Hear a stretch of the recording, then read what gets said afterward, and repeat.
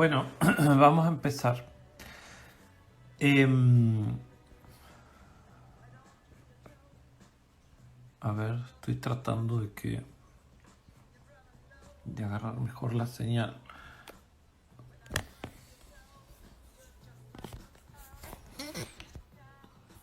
No sé por qué ahí agarra mejor. Bueno, entonces, em,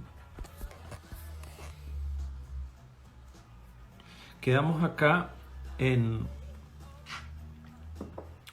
salud e industrialización, ¿sí? Que sería esta época en la que estamos viviendo nosotros, en definitiva, pero que empezó a surgir ya hace bastante, que nosotros lo, lo ubicaríamos ahí donde ubicamos la revolución industrial, el surgimiento del capitalismo, todo eso que vimos en la línea de tiempo del primer práctico es para indicarles cuál es el momento en el que estamos viviendo, en definitiva, porque es también el momento actual. Nuestra vida sigue estando ordenada por esas cuestiones. El sistema económico es más o menos ese. Ahí surge lo que después va a ser la globalización con entre comillas, descubrimiento de América, y cada vez más los que llegaron a poner bien esto del imperialismo de libre cambio expande por el resto del mundo muchas ideas, costumbres, valores y formas de hacer de Occidente.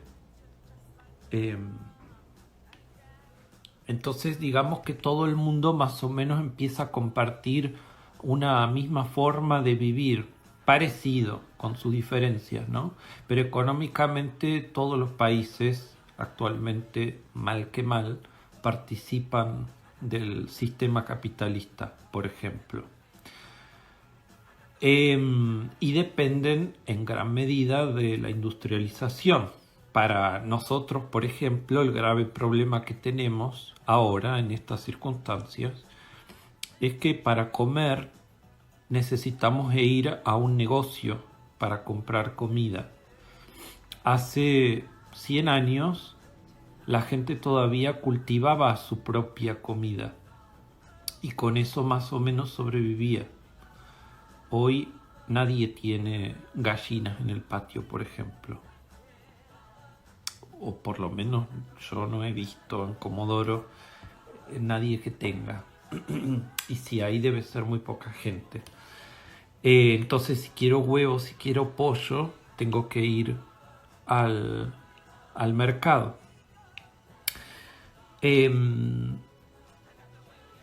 acá entonces les vuelvo a decir algo de lo que ya habíamos hablado, que es que en un principio la salud general empeoró en la industrialización, ¿sí? Esto de la contaminación, sobre todo producto de estas chimeneas de las fábricas, pero también por el riesgo laboral, que esto todavía no lo dijimos, pero yo recuerdo que en la primera clase les hablé que cuando se empieza a dar esto de la industrialización, cuando empiezan a surgir las primeras fábricas, estas fábricas empleaban sobre todo a mujeres y a niños, porque todavía no había derechos del niño que considerasen que los niños no debían trabajar, y porque además tampoco había educación pública. Entonces los niños trabajaban y se les pagaba por eso, poco.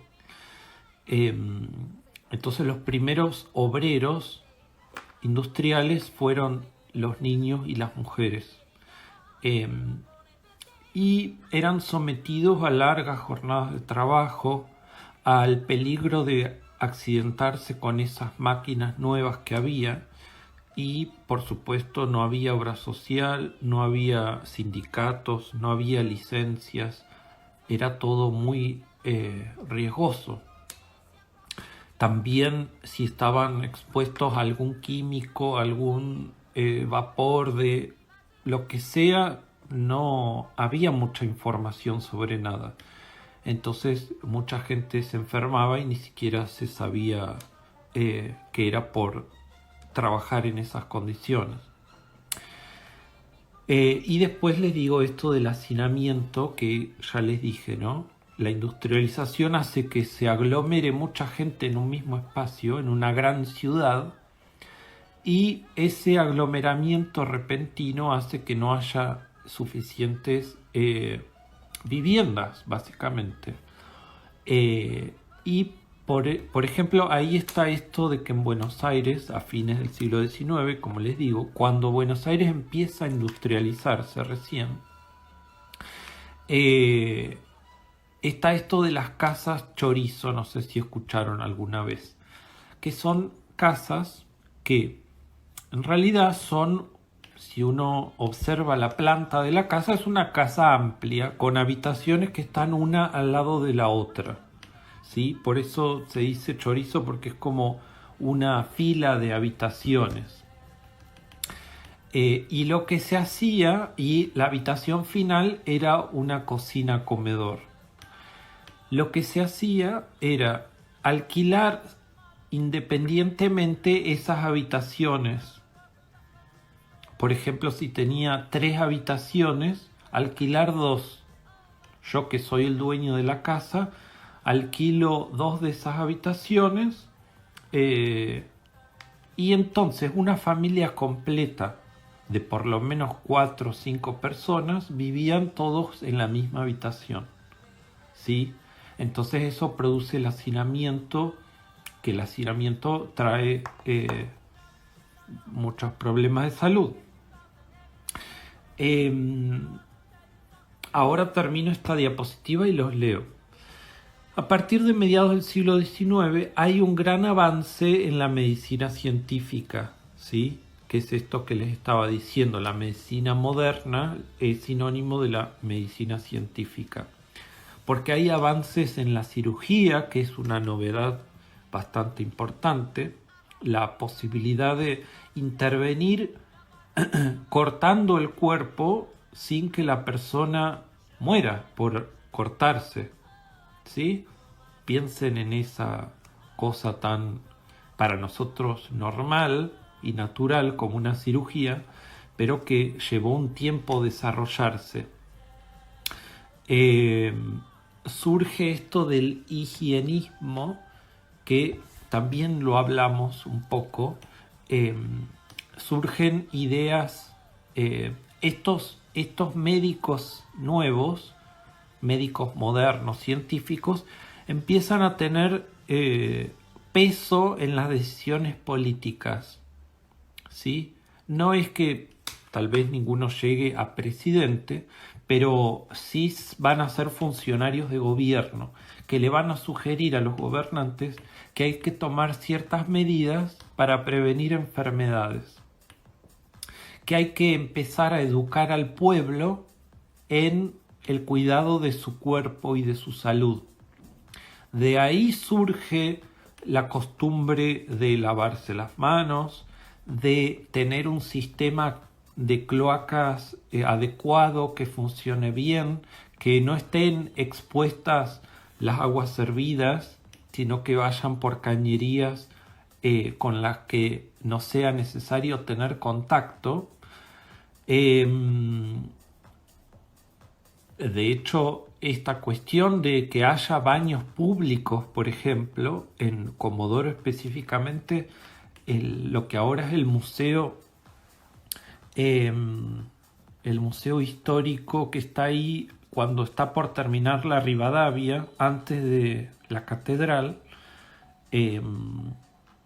Cuando la Rivadavia son 2 vías. Eso era en realidad un edificio de baños públicos, porque la gente no tenía baños en sus viviendas, ¿sí? Así que piensen, se hacía las necesidades en palanganas o en distintos recipientes, que a veces simplemente se tiraban a la calle. Entonces, cuando yo caminaba por la calle, me encontraba con todo eso. Y era normal. Actualmente para nosotros eso sería bastante horroroso. Eh, pero bueno, hay ciertos barrios donde todavía no está desarrollado el sistema cloacal efectivamente y tienen las aguas servidas expuestas en la calle. No es algo que simplemente quedó atrás. Entonces todo este cuidado sobre el cuerpo, la cuestión de bañarse, lavarse la cabeza, higienizarse, lavarse la cara, las manos, esto del jabón es una novedad de fines del siglo XIX. Y piensen que está absolutamente relacionado con políticas de prevención de la enfermedad, ¿sí? Que empiezan a surgir recién en esa época. Que yo les digo siglo XIX, para ustedes es hace un montón. Pero en realidad no piensen que 100 años no es nada. No sé, mi bisabuela nació en el siglo XIX, no es tan lejano. También empiezan a desarrollarse vacunas, también ahí a fines del siglo XIX, principios del XX. Por ejemplo, se desarrolla la vacuna contra la tuberculosis, que es una de esas vacunas que se les dan a los bebés y que hizo que relativamente desaparezca esa enfermedad. Por ejemplo, y empiezan a desarrollarse varias vacunas contra diferentes cosas, como la poliomielitis, por ejemplo. Todas enfermedades que actualmente son como enfermedades antiguas, justamente porque en todo el mundo, excepto que nos ubiquemos en la pobreza más absoluta, accedemos a esas vacunas cuando nacemos. Todos los que estamos acá estamos vacunados de algo. Y así se previene completamente una enfermedad. Y la vacuna además lo que tiene es que no simplemente previene, sino que es una cura, lo que se podría decir una cura directamente. Es la eliminación total de la posibilidad de enfermarse de eso. Es resolver una enfermedad. Y vamos a ver que no todas se pueden resolver, y eso va a ser un problema para esta medicina científica, que siempre apunta a la cura, pero hay ciertos fenómenos que no son curables. Y ahí la medicina científica no va a saber muy bien qué hacer. Y también hay grandes avances en farmacología. Empieza a desarrollarse la química. Todo esto es nuevo, ¿sí? Sobre todo piensen que se aplican métodos de la industrialización, de la maquinaria, el desarrollo tecnológico, al desarrollo de la química también. Entonces van a surgir nuevas pastillas, tónicos, jarabes, que van a ir contribuyendo a la cura o la prevención de ciertos padecimientos.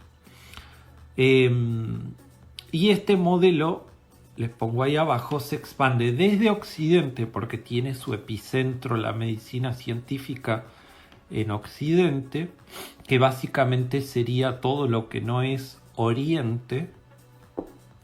Entonces es Europa y América, básicamente. Se expande desde Occidente hacia el mundo. Estos nuevos avances también se van a reconocer en el resto del mundo, básicamente en África y en Asia. Y con estas novedades crece la esperanza de vida a nivel global. Entonces partimos desde estos nómades allá hace miles de años con una baja esperanza de vida, cuya expectativa de vida en promedio era baja, de 40 a 50 años, a los niveles que tenemos ahora, por ejemplo, en los países industrializados como Europa, Argentina también, de llegar a por arriba de los 70 años. ¿Sí? Eso significa que gracias a los fármacos, a las vacunas, a la higiene, a la cirugía, crece la esperanza de vida en todo el mundo. Por supuesto que también pensamos en los países más desarrollados, pero va a haber países muy pobres, sobre todo en América Latina, en el sudeste asiático, en África, donde la esperanza de vida no va a crecer mucho tampoco. ¿Sí? Entonces, estos son fenómenos a gran escala, pero no es que... Y hay muchos lugares en el mundo donde hay seres humanos que viven como hace 3.000, 5.000 años. Eso también sucede. A ver, leo algunas cosas.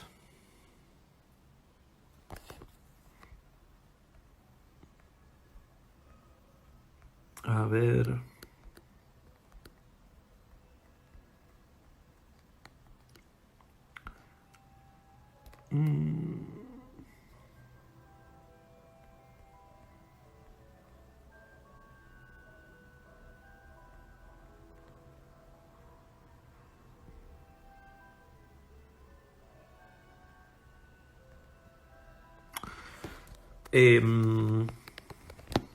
Bueno, espero que hayas podido resolver lo de los avisos.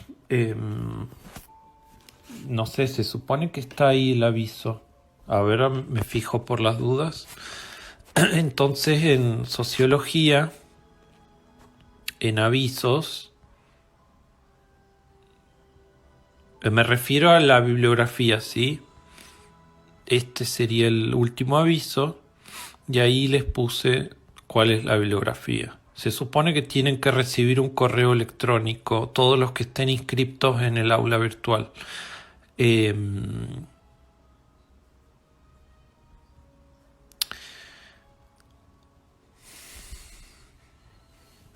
más? Las casas chorizo en definitiva son como, no sé si como pensiones, pero como casas, básicamente. Es como si en una casa más o menos grande de 3 habitaciones se alquilasen las 2 habitaciones interiores.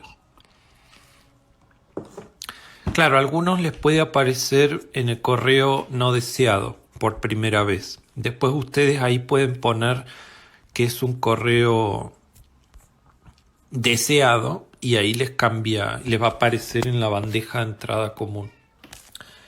Bueno, sigo entonces. A ver. Bien, entonces, con todo esto que está sucediendo en las sociedades industriales,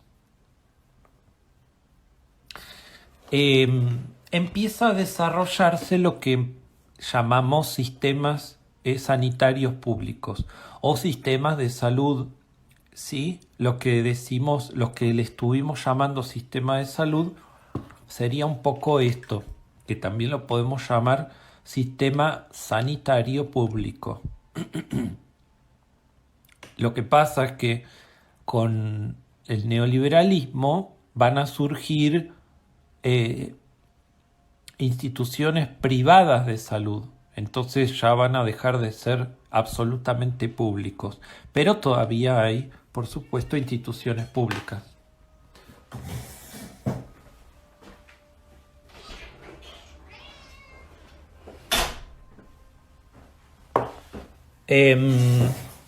Entonces,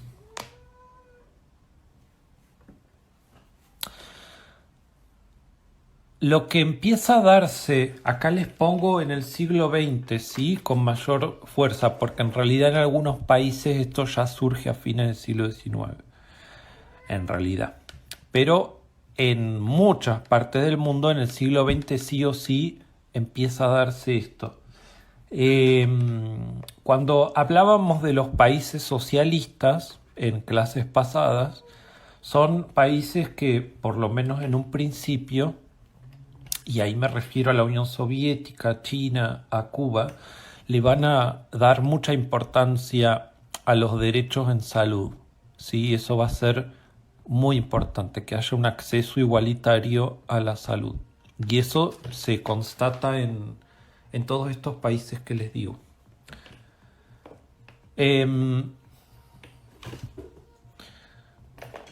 Bien, entonces, la idea de estos sistemas sanitarios es que haya una cobertura nacional universal. Universal en el sentido, porque es una palabra muy grandilocuente, pero es que todo el mundo acceda a ese sistema, que todos estén cubiertos.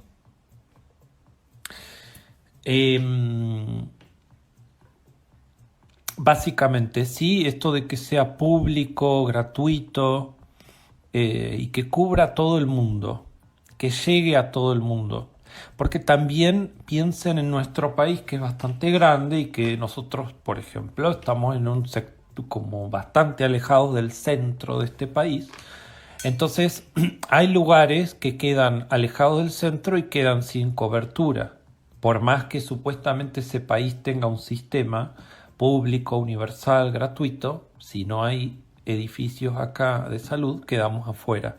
Entonces es también esto que a veces se le dice federalizar o que sea federal el servicio, también implica esto, que llegue a todos lados. Esto es lo que se va desarrollando durante el siglo XX. Énfasis, van a tener énfasis en la atención primaria, ¿sí? En la atención básica, digamos. Sobre todo. Y tal vez no tanto desarrollo en áreas un poco más sofisticadas como la investigación o la cirugía, eso, o las especialidades médicas.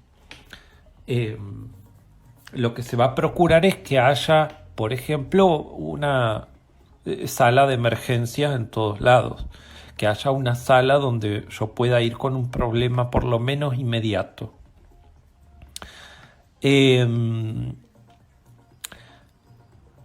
De acá se desarrollan estos planes de vacunación que de alguna manera empezamos a hablar. No solo entonces es que se descubre la vacuna, sino que esa vacuna tiene que llegar a todo el mundo. Todos tenemos que estar cubiertos por eso. Si no, no tiene mucho sentido esa vacuna. Y eso, que esa vacuna llegue a toda la población, tiene que ser algo que tiene que ser planificado. Entonces, ¿de qué manera se va a instrumentar eso?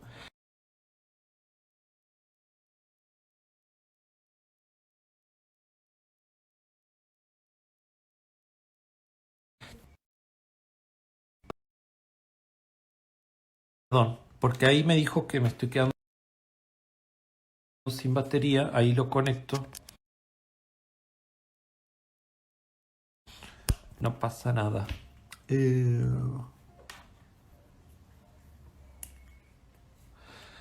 Claro, las gamelas esas del 3 son lugares como medio de hacinamiento. Y era justamente para los solteros que venían de algún otro lado a trabajar en el petróleo. Entonces, efectivamente vivían un medio todos juntos ahí. Pero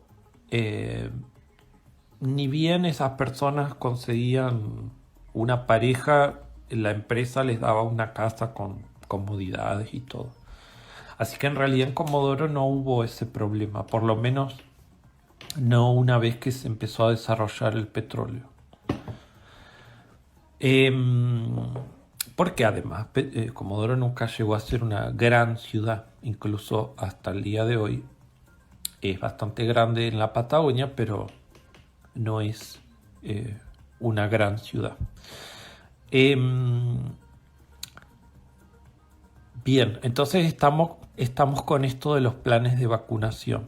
Entonces tiene que haber una logística, no solo el dinero para ver de qué manera todo el mundo puede ser vacunado, de manera gratuita, por ejemplo, porque además lo importante de que sea gratuito es que entonces todo el mundo esté vacunado y que entonces nadie, sobre todo de cosas que pueden llegar a ser infecciosas, no tiene sentido que un 10% de la población se pueda vacunar, porque en definitiva va a haber un montón que van a quedar expuestos a la enfermedad.